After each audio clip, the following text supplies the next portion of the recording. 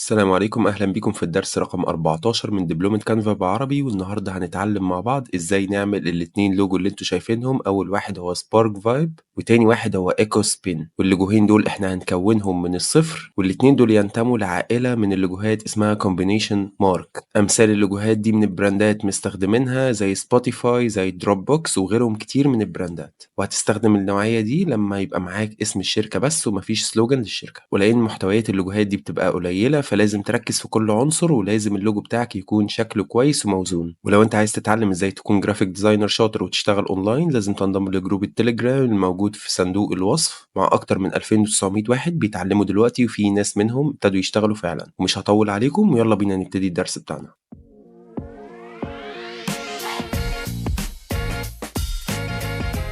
وزي ما احنا متعودين هنروح على كانفا وهنعمل create a design، وبعد كده من الاختيارات هنختار لوجو. وزي ما انت شايف فتحت معايا صفحة بيضة، هنبتدي ان احنا نلون الخلفية بتاعتنا باللون اللي العميل بتاعي طلبه، وهو عايز يعمل اللوجو بتاعه على هذه الخلفية. في الأول وقبل ما أعمل أي حاجة لازم أفكر أنا هعمل إيه. اللوجو بتاعي اسمه سبارك فايب، واللوجو ده لشركة تنظيم فعاليات ومناسبات، فلازم يعكس هما بيعملوا إيه بالظبط.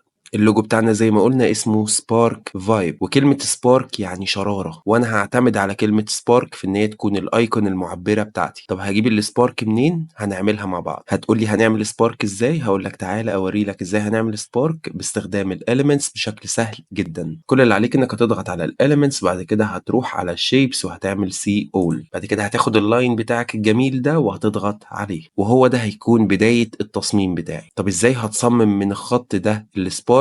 تعال نخش مع بعض ونشوف هنعمل ايه في الخط ده. في الاول انا عايز النهايه بتاعه الخط دي تكون راوندد مش حاده بالشكل ده، فكل اللي عليك انك هتمسك الخط ده وهتختار من هنا، بعد كده هتعمل على راوندد اند بوينتس، هنا هتحول التوجل ده لصح. لو شلت السلكشن هتلاقي ان النهايات زي ما انت شايف بقت راوندد من هنا، وهو ده المطلوب. بعد كده كل اللي عليك انك هتصغر، هتمسك الت عشان تصغر من الناحيتين، الت شيفت، الت بتصغر من الناحيتين وشيفت بتثبت الزاويه، يعني بتثبت زاويه الخط. لو انا شلت ايدي من على شيفت بص وانا بصغر ممكن الخط يلوح مني، فانت بتمسك الت شيفت وتبتدي انك تصغر. فهصغر الايكون بالشكل اللي انت شايفه ده، وهو ده هيكون اول جزء في السبارك. تاني جزء هيكون ايه؟ هو نفس الايكون هتعمله كوبي وبيست، بعد كده هتيجي هنا في بوزيشن وتنزل تحت عند روتيت هتخليه 90 درجة زاوية قائمة، وهتيجي هنا توسطنه مع الاولاني. طيب جميل، وبعد كده هنعمل ايه؟ وبعد كده هتاخد نسخة من الخط القائم ده كنترول سي كنترول في، بعد كده هتخلي الزاوية بتاعته نيجاتيف 45 عشان يبقى باصص لجوه،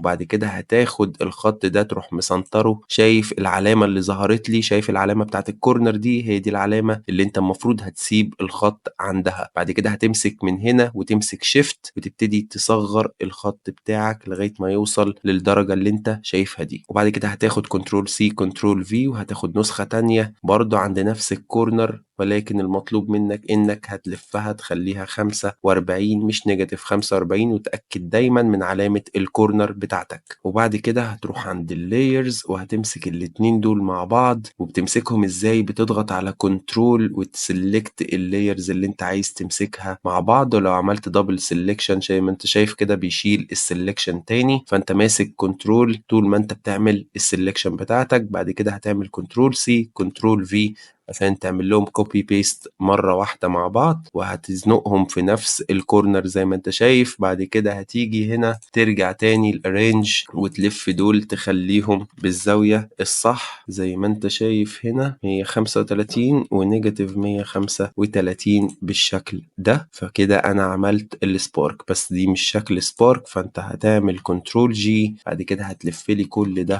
45 درجة، وكده بقى السبارك بتاعتك. الموضوع يبان سهل ولكنه مش سهل، ولازم تطبقه بإيدك كتير علشان تتقنه. وخليك دايما فاكر البساطة أحسن بكتير من التعقيد. فكرة بسيطة بتعبر عنها بشكل بسيط بتدي نتيجة أحسن بكتير من أشكال معقدة. طيب بعد ما عملت الأيكون بتاعتي وهي أهم حاجة في اللوجو، أروح جايبها على جنب كده واخد راجع تاني للإليمنتس اللي عندي، ومن الشيبس هاخد الراوندد ريكتانجل زي ما انت شايف الشكل ده، وهاجي هنا في الكالرز وهنزل تحت هختار الجرادينت ده، وبعد كده هطلع تاني عندي فوق هنا، وبعد كده هضغط على الايديت بتاع الجرادينت وهختار الزاوية بتاعته تكون بالشكل اللي انت شايفه ده، وانا عاجبني الالوان دي فانا هستخدمها عادي. وكل اللي عليا ان انا هحط كنترول اكس كنترول في.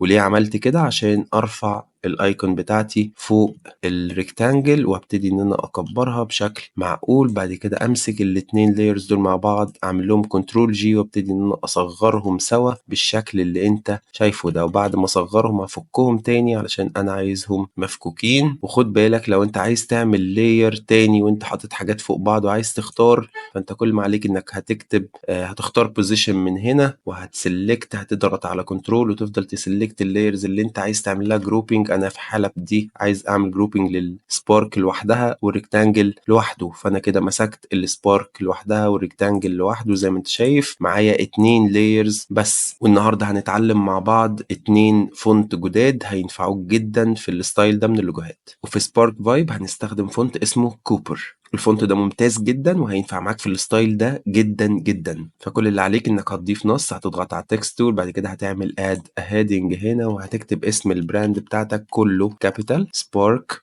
فايب، وبعد كده هتبتدي انك تحركه شويه. طبعا لا ده الفونت اللي انا هختاره ولا ده الحجم اللي انا هعمله بيه، فكل اللي عليا ان انا هضغط هنا وهكتب كوبر. زي ما انت شايف هيظهر لي الفونت بتاعي اهو. هضغط هنا وهعمل بولد فكده اتغير الفونت. وانا هنا علشان عبرت عن سبارك فانا هخلي سبارك هي اللي بولد وهخلي فايب تكون ارفع منها، فانا هستخدم هنا الفايب ريجولر وهخلي سبارك هي اللي بولد. وطبعا هستخدم اللون الابيض. ابتدي ان انا اصغر شويه اللوجو الاسم بتاعي زي ما انت شايف. بعد كده هسيب لتر سبيسنج مناسب وليكن 50 زي ما انت شايف كده. هبتدي ان انا الاين التكست بتاعي للليفت، ابتدي ان انا اتاكد ان كل حاجه متوسطنه بالشكل اللي انت شايفه ده. كده انا نجحت ان انا اكون لوجو من الصفر باستخدام الايكون بتاعتي اللي انا عملتها برضو من الصفر، واللوجو ده شكله شيك جدا وبيعبر عن البراند جدا.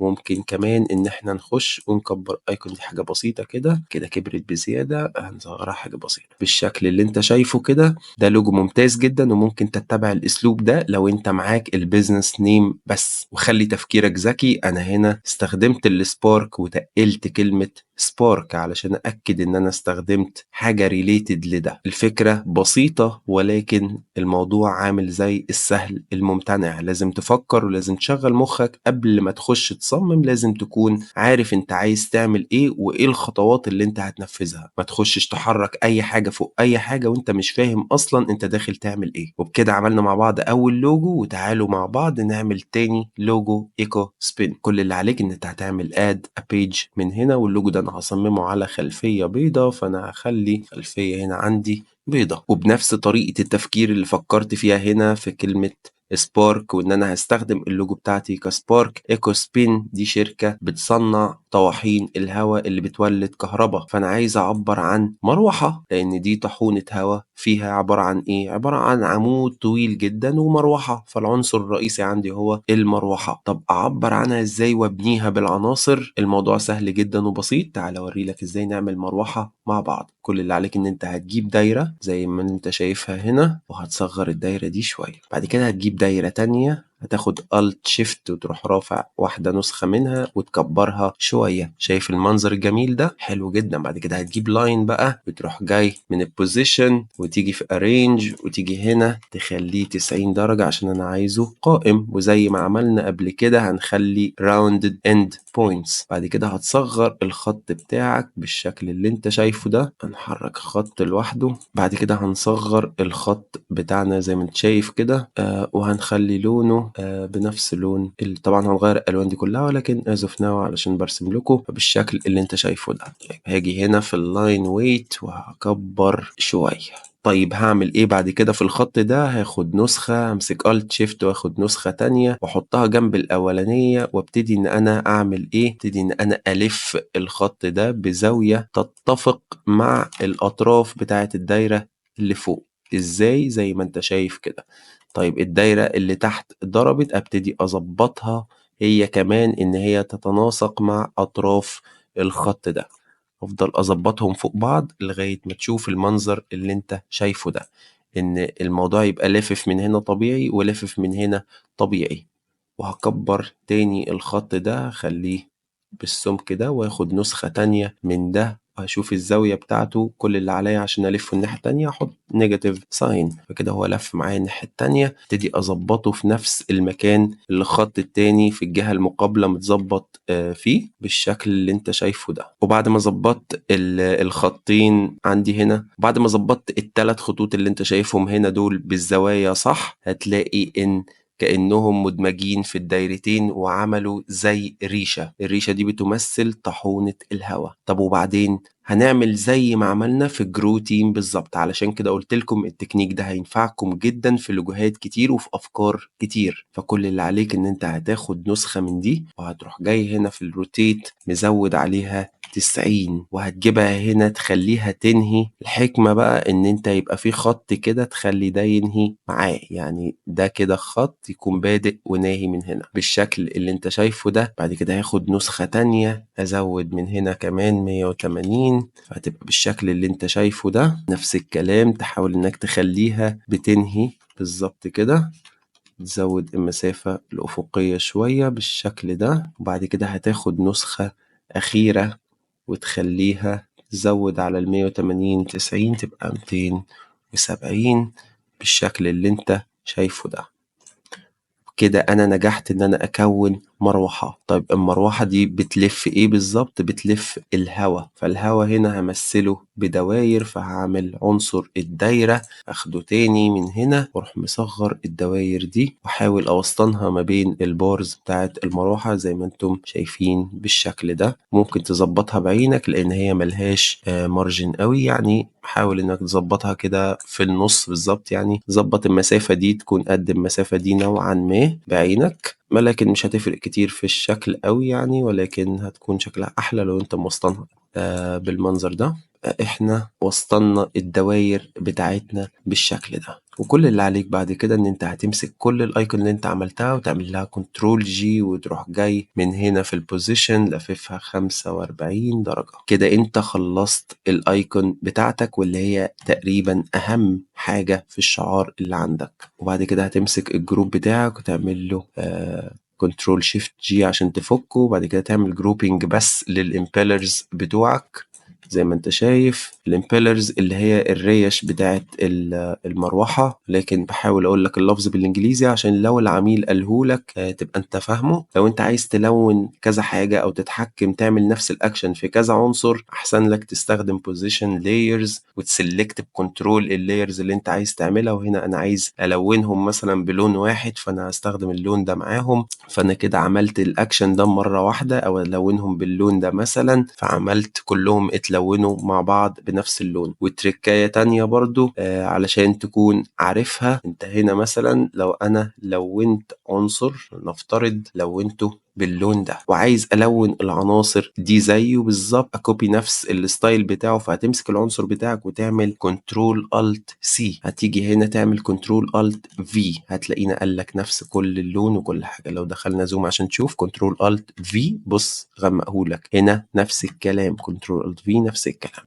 الالوان بتاعه العميل طبعا هو مطلبش الوان، ولكن بنتكلم عن ايكو، فايكو دي حاجه موفره، والالوان بتاعه التوفير بتكون دايما في الأخضر. فهنا أنا هستخدم اللون الأخضر، هستخدم أخضر عشوائي هنا من السوليد كولرز، وليكن اللون ده. وهخلي عندي كمان الأوتلاين من نفس اللون زي ما انتم شايفين. وهحاول إن أنا أعمل هنا نفس الكلام. هاخد كنترول ألت كنترول ألت سي، وهاخد العنصر ده كله كنترول ألت في عشان أريح نفسي. وهحاول أعمل كونتراست هنا، فأنا هستخدم اللون ده. بعد كده هغمق شوية، فهغير اللون شوية أخليه أغمق حاجة بسيطة، وهاخد نفس الدرجة دي كده أحطها في الأوتلاين بتاعي اللي هو موجود هنا. هنمسك الأيكون تاني وهنشوف الأوتلاين ونخلي اللون بتاعنا أهو، وهناخد كنترول ألت سي ونعمل هنا كنترول ألت في بالشكل اللي انت شايفه. بكده انا عملت الايكون بتاعتي.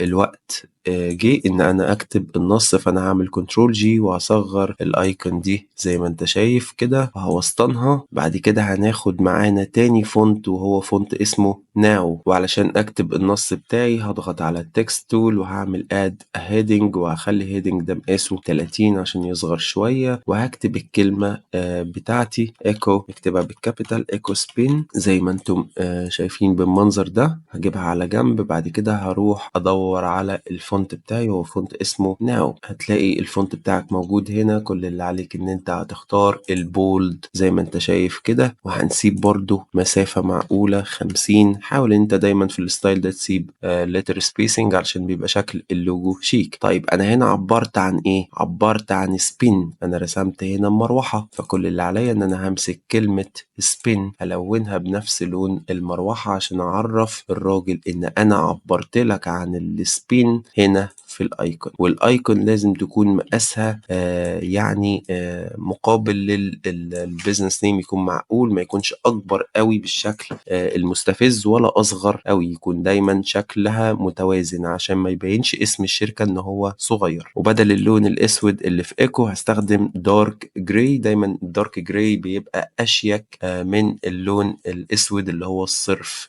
فاللون عندك دلوقتي dark gray، ممكن كمان أغمقه شوية أخليه في الدرجة دي، ممكن كمان أغمقه أكتر علشان أنا بحبه دايما أغمق شوية، ممكن أخليه في الدرجة اللي هي دي زي ما انتم شايفين. ده كده اللوجو بتاع ايكو سبين، وعملنا اللوجوهين مع بعض from scratch. كل الموضوع عبارة عن انك بتفكر انت عايز تعمل ايه وهتعبر عن ايه، وتبتدي ان انت تفكر ايه العنصر اللي انت تقدر ترسمه بالتولز المتاحة عندك. ودايما الحاجة البسيطة بتبقى أجمل وأوقع ومعبرة أكتر. زي ما أنت شايف الأفكار كلها بسيطة، ولكن اللوجوهات دي أنت ممكن تبيعها لبراندات بآلاف الدولارات. هو بيشتري الفكرة بتاعتك، طريقة تفكيرك. أنا ممكن بسهولة أقول لك استخدم العناصر أو كوبي كات من أي حد، ولكن أنا عايزك تشغل مخك، عايزك تعبر عن اللوجو اللي هو بيعبر عن هوية الشركة. فعايزك تعرف إنك ترسم وتكون العنصر في دماغك وتروح تجرب تكونه بإيدك. طبعا الدروس دي عاملة زي مراية العربية، المسافات في المراية ما بتكونش دقيقة، والدروس دي مش بتكون برضو دقيقة في صعوبتها. انت بتحس ان الموضوع سهل وانا بشتغله، ولكن هو هيكون صعب جدا لما انت تشتغله. فالحاجات دي عايزة تطبيق مستمر، وعايزة انك تشتغل كتير وتطبق كتير. فلو انت عايز تتعلم الستايلات دي وتتعلم ستايلات تانية من اللوجوهات وحاجات تانية عن الجرافيكس، لازم تنضم لجروب التليجرام علشان اقدر اتابع شغلك وادي لك الفيدباك بتاعي، فبالتالي تتحسن وشغلك